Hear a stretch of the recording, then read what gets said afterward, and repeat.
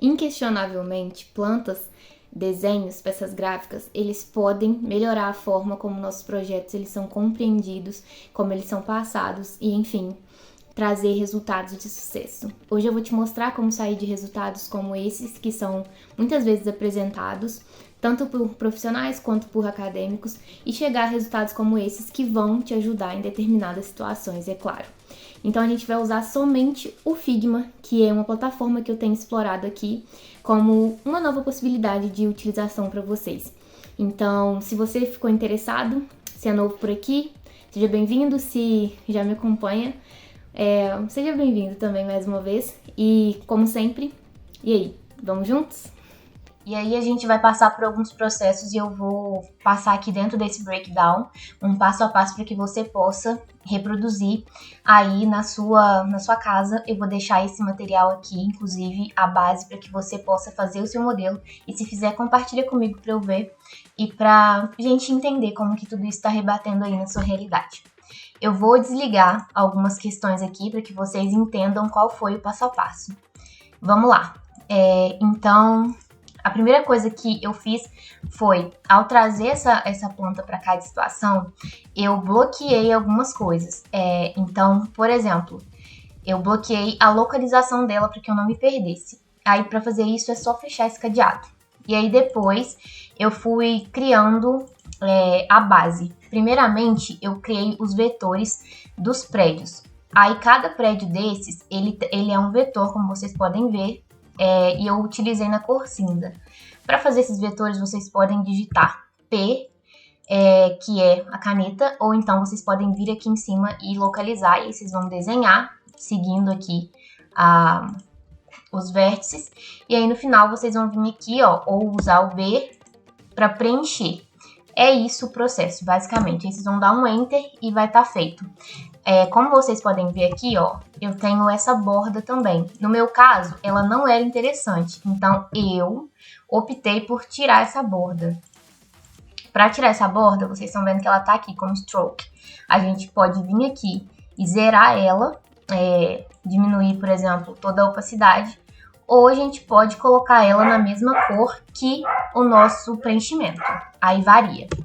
E aí foi esse processo, eu preenchi todos os bloquinhos. Esse processo ele vai depender da escala do seu projeto, então no meu caso não foi demorado, foi bastante simples na verdade. E depois de preencher, vocês conseguem perceber que, por exemplo, eu consigo ainda assim visualizar a minha cota.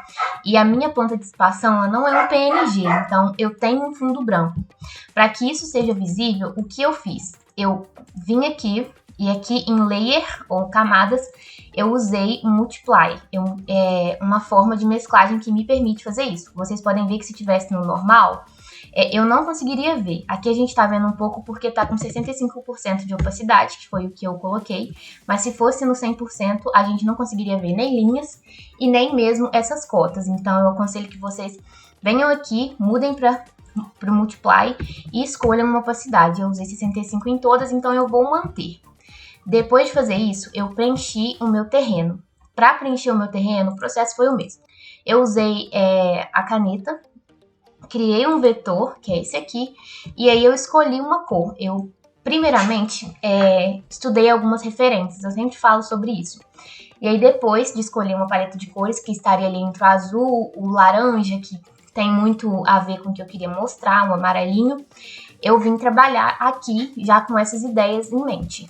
Então, criei todo esse contorno e dessa vez eu fiz o processo bem similar. A única diferença é que eu não mexi na opacidade. Então, aqui também usei Multiply para conseguir ver o terreno, a área e as cotas. E aí, basicamente, o primeiro passo é esse: preencher todas as edificações e determinar o seu terreno com uma cor diferente, porque no caso a gente está falando de uma planta de situação, que é aquela que vai localizar o nosso terreno dentro de uma quadra, dentro de uma área na qual a gente vai projetar.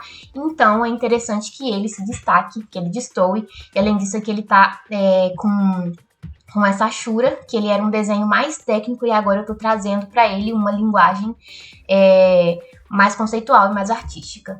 E aí, depois de fazer todo esse preenchimento, eu transformei isso num grupo, porque assim, eu sempre falo aqui, então vamos lá. Edificações e terrenos, vamos lá. Vou explicar para vocês um processo aqui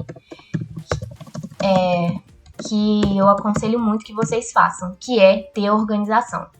Eu criei todos esses vetores e aí olha o tanto de material que a gente tem. Então eu selecionei tudo, vim com o botão direito e aqui ó, Group Selection. Então transformei tudo isso em um grupo. E aí é isso.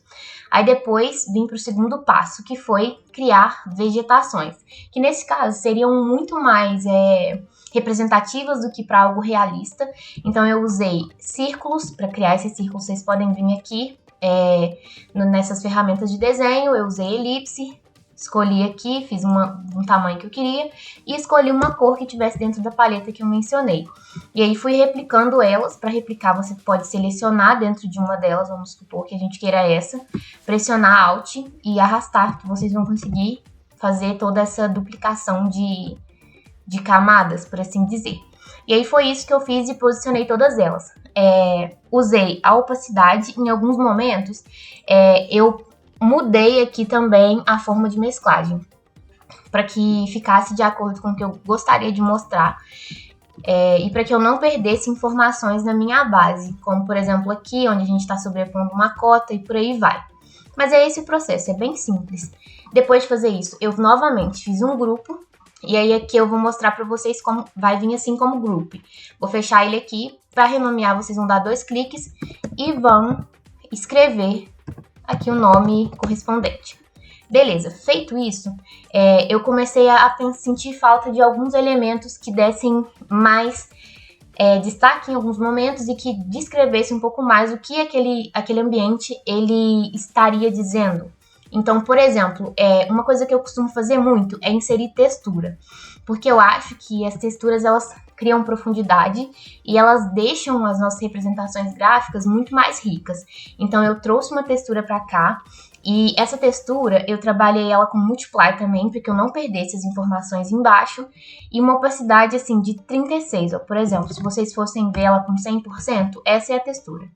Só que pro meu caso, eu achei que ela ficaria muito mais interessante dessa forma, que é algo mais sutil, mas que faz total diferença.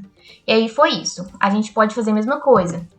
Vim aqui e renomear para textura background, BG, por exemplo.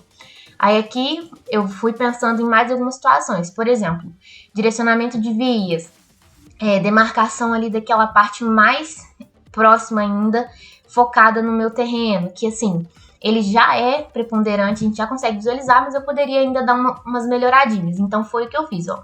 Vou ligar aqui para vocês verem. Eu criei linhas aqui, então, para indicar, assim, essa malha viária que eu tenho. E para fazer isso, a gente pode fazer de diferentes formas, mas aqui eu vim usando line. Então, você pega e arrasta, e aí a gente consegue aqui, ó, do lado direito, fazer alguns ajustes, entender o tipo de linha que a gente quer, se ela vai ter seta, se ela não vai ter seta. A gente vem aqui nos 3 pontinhos e aí a gente muda o tipo de linha. Eu usei esse aqui, que é o dash. Eu não quis usar uma linha sólida nesse momento. E, para finalizar, eu mexi bastante na opacidade, que foi assim, lá para uns 10% ou até menos, na verdade. E deixei ela um pouco mais grossinha, como vocês podem ver em comparação aqui às que estão prontas. E aí, para fazer um detalhe final aqui, eu fiz um círculo, uma circunferência ao redor ali do meu terreno. E aí eu usei a mesma ferramenta que eu já tinha falado para vocês. Então, aqui no desenho, a gente consegue criar uma elipse e aí ela vem preenchida, né, como vocês estão vendo. Então, a gente pode selecionar ela, vir aqui em Stroke e aumentar aqui esse tamanho, zerar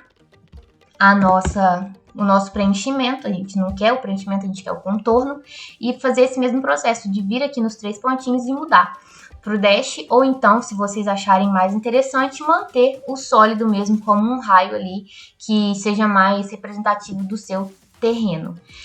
Outra coisa que eu fiz aqui foi colocar um pouquinho de sombra. Então a gente vem em Effects, adiciona um mais, já vem no Drop Shadow de modo geral. Aqui quando a gente coloca, dá 2 cliques, a gente consegue fazer alguns ajustes. Nem precisa ser 2, pode ser um só que nesse ícone aqui. A gente consegue fazer alguns ajustes, ó, que é de movimentar assim a direção que essa sombra vai. no sentido X e no sentido Y. E aí a gente consegue também mexer com a questão da opacidade da nossa sombra. Basicamente é isso que eu fiz. Para finalizar, coloquei coisas muito importantes que, por favor, não se esqueçam nas representações de vocês, que foram, por exemplo, indicações do que cada pecinha dessa tá me dizendo. Por exemplo, eu posso ver esse desenho, vou apagar aqui para vocês terem uma noção. Eu posso ver ele dessa forma.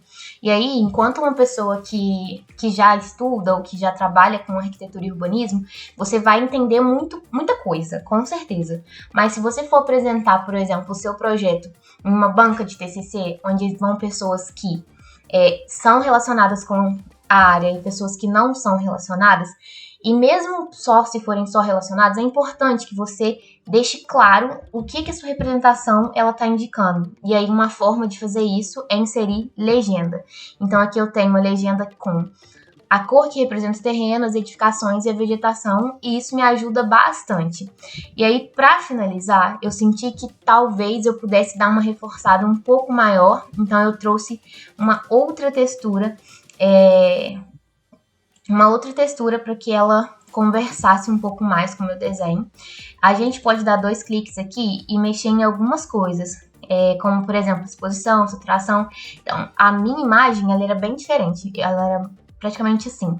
Então, eu diminuí bastante a saturação, na verdade, ela era mais para cá. Eu diminuí bastante a saturação e a exposição dela, e, por fim, diminuí a opacidade para 10% e usei o Multiply.